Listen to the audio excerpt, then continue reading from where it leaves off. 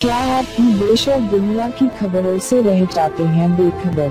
तो सब्सक्राइब कर लीजिए हमारे HT न्यूज चैनल को और बेल आइकॉन को दबाना मत भूलिएगा। भारत बनाम श्रीलंका निधास T20 सीरीज का तीसरा मैच और उसका ताजा हाल लेकर हूँ मैं आपके साथ। बता दें कि भारत के सामने श्रीलंका ने जीत के लिए 152 रन का लक्ष्य रखा है, जिसका पीछा करते हुए भारत ने अब अपना तीसरा विकेट गवा दिया है सुरेश रैना के रूप में, जो कि बहुत अच्छी तरीके से बल्लेबाजी कर रहे थे, लेकिन इन्होंने अपना विकेट फेंक दिया श्रीलंका के सामने और 27 रन बनाकर 15 गेंदों पर वो आउट हो गए हैं। रैना ने अपने लिए रूम बनाया फर्नांडो की गेंद पर और उसको पंच करना चाहते थे, लेकिन बॉल को ठीक तरीके से टाइम नहीं कर पाए सुरेश रैना और थिसेरा परेरा के हाथ में मिड ऑफ पर एक आसान सा कैच थमा बैठे। इससे पहले बता दे तो अखिला धनंजय ने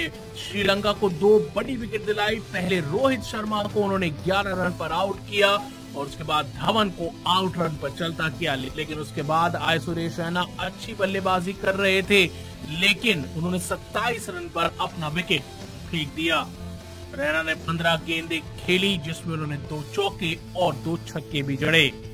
तो भारत को यहाँ पर तीसरा झटका लगता हुआ सुरेश रैना के रूप में, जो कि 27 रन बनाकर 15 गेंदों पर पेविलियन को लौट चुके हैं। क्या आप देश और दुनिया की खबरों से रह जाते हैं बेखबर?